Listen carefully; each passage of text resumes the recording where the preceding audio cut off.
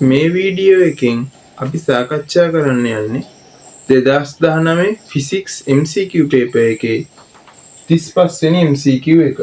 අපි එන යම් 35 වෙනි MCQ එකට. සැහැල්ලු තන්තුවක එක් කෙළවරකට සම්බන්ධ කරන ලද ස්කන්ධයේ රහිත බැලූනයක් සලකන්න. රූපේ පෙන්වන ඇති පරිදි තන්තුවේ අනෙක් කෙළවර ප්‍රක්‍රතයක සවිකර ඇති ජල ටැංකියක පතුලට සම්බන්ධ කර ඇත. ප්‍රක්‍රතයක ජල ටැංකියක පතුලට සම්බන්ධ කරලා තියෙනවා. බැලූනයක්. බැලූනය සම්පූර්ණයෙන්ම ජලයේ ගිලියට ප්‍රවේගකාර ප්‍රස්ථාරය මගින් ප්‍රක්‍රතයේ චලිතය දැක්වේ. එතකොට අපිට ප්‍රවේගකාර ප්‍රස්ථාරය මුලින්ම අපිට බලා ගන්න ලැබෙන ත්වරණයක් දක්නට ලැබෙනවා. මුලින්ම ත්වරණයක් දක්නට ලැබෙනවා. ඊට පස්සේ ඒකාකාර ප්‍රවේගයකුත් ඒකාකාර ප්‍රවේගය ඊට පස්සේ මන්දනයක් අපිට දක්නට ලැබෙනවා. මේ ප්‍රස්ථාරය. එතකොට අපෙන් අහන්නේ T1 T2 සහ T3 කාලාන්තරවල ජල ටැංකියක තුළ බඳුන සහ තන්තු පිහිටීම වඩාත් හොඳින් නිරූපණය කරනු ලබනුයි.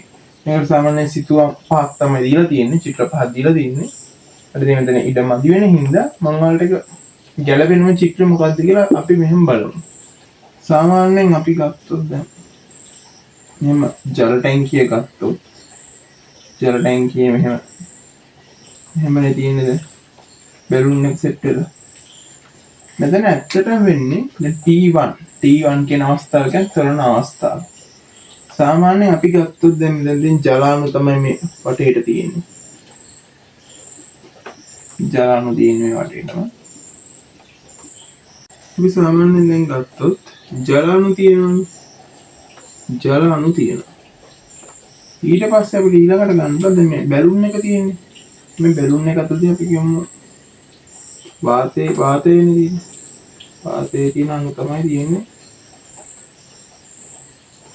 එතකොට අපි සාමාන්‍යයෙන් ගත්තොත් අවස්ථිතිය තියෙන්නේ කියන්නේ ජලාණු වල ස්කන්ධ අවස්ථිතිය වැඩි. කියන්නේ ඒකට අපි කියනවා ජලාණු වල ස්කන්ධය වැඩිනේ. වායු අණු වලට වඩා ජලාණු වල ස්කන්ධය වැඩි. ඒ හින්දාම අවස්ථිතියත් වැඩි වෙනවා. අවස්ථිතිය වැඩි. වායු අණු වල ස්කන්ධය අඩුයි. ඒ හින්දා අවස්ථිතියත් අඩු වෙනවා. අපි සාමාන්‍යයෙන් එතකොට ගත්තාම දැන් පළවෙනිට අපිට දක්වන ත්වරණය කියන අවස්ථාවනේ. මේ ත්වරණය කියන අවස්ථාවේදී ජලාණු ටික තියෙන්නේ. ජලාණු ටික පිටිපස්සට යනවා. පිටිපස්සට තමයි එදෙන්නේ. ත්වරණ බලයක් මේ දිශාවට ත්වරණ බලයක් දෙනකොට ඉදිරියට ජලාණු ටික පිටිපස්සට යනවා. දැන් මෙතන අපි කතා කළා පැහැදිලිවම ජලාණු වල අවස්ථිතිය වැඩි ස්කන්ධය වැඩි චලනය කරන්න අපහසුයි.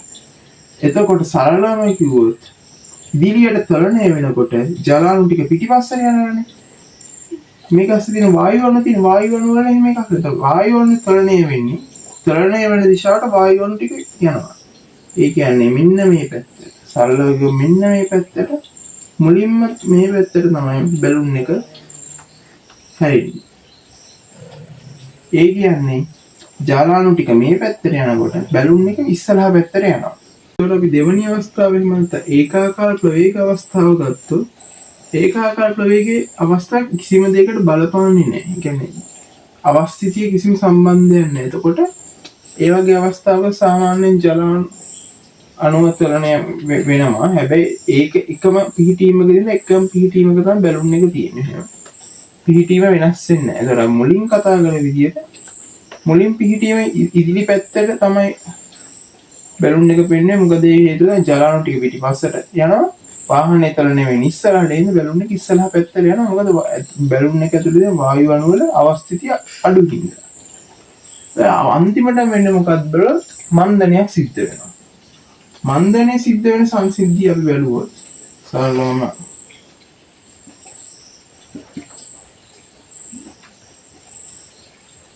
අපි ඊට පස්සේ දැන් බැලුන් එක ඇඳලා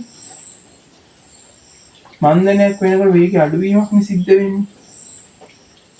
වේගය අඩුවීමක් සිද්ධ වෙනකොට ජලාණු ටික මේ පැත්තට යනවානේ. ජලාණු ටික ඔක්කොම එතකොට මේ පැත්තට යනවා. ජලාණු ටික මේ පැත්තට ගිහලා එකතු වෙනවා. මේ පැත්තට ගිහලා ජලාණු ටික එකතු වෙනවා. එතකොට මොකද වෙන්නේ? ජලාණු අවස්ථිතිය වැඩි වෙන්නේ. ඒ හින්දා ජලාණු ටික මේ පැත්තට ගිහලා එකතු වෙනවා.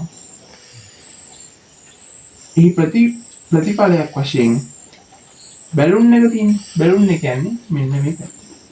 මේ පැත්තට ගිහින් තමයි බැලුන් එක නතර වෙන්නේ. අපිට ෆයිනල් උත්තරේ විදිහට ගන්න පුළුවන් වෙන්නේ මෙන්න මෙහෙම එකක්. මුලින්ම ජලාණු ටික මම කියවනේ ඉදිරියට තරණය ජලාණු ටික පිටිපස්සට තරණය වෙනවා කියලා. ඒ හින්දා බැලුන් එක මුලින්ම මෙන්න මේ පැත්තට තමයි හැරෙන්නේ. ඊට පස්සේ ඒකාකාර ප්‍රවේගයකදී බැලුන් එක කෙලින් තියනවා මේ විදිහට. එතකොට අපි අන්තිම එකේදී කතා කර විදිහට තරණය පිටිපස්සට කියන මන්දනය සිද්ධ වෙනකොට ජලාණු ටික මේ පැත්තට යනවා. ජලාණු ටික යන පැත්තට ප්‍රතිවිරුද්ධ පැත්තට තමයි බැලුන් එක යන්නේ. හැම වෙලාවෙම ජලාණු යන පැත්තට ප්‍රතිවිරුද්ධ පැත්තට. දැන් මෙතන මේකේ පළවෙනි තරණේ ජලාණු යන මේ පැත්තට. එඳ බැලුන් එක ගියේ මේ පැත්තට. අවසාන මන්දනේ ජලාණු ගියේ මේ පැත්තට. ජලාණු ටික යන මේ පැත්තටනේ. ඒ හින්දා බැලුන් එක ගියේ මේ පැත්තට. අන්තිම එකේ බැලුන් එක යන්නේ මෙන්න මේ පැත්තට. දැන් මේ වගේ චිත්‍රයක් තියෙන උත්තරේ විදිහට අපිට ගන්න වෙන්න පුළුවන්. හතරවෙනි උත්තරේ තමයි ගන්න පුළුවන්. එතකොට අපිට 35 වෙනි MCQ එකට හලේ උත්තරේ විදිහට හතරවෙනි උත්තරේ ගන්න පුළුවන්.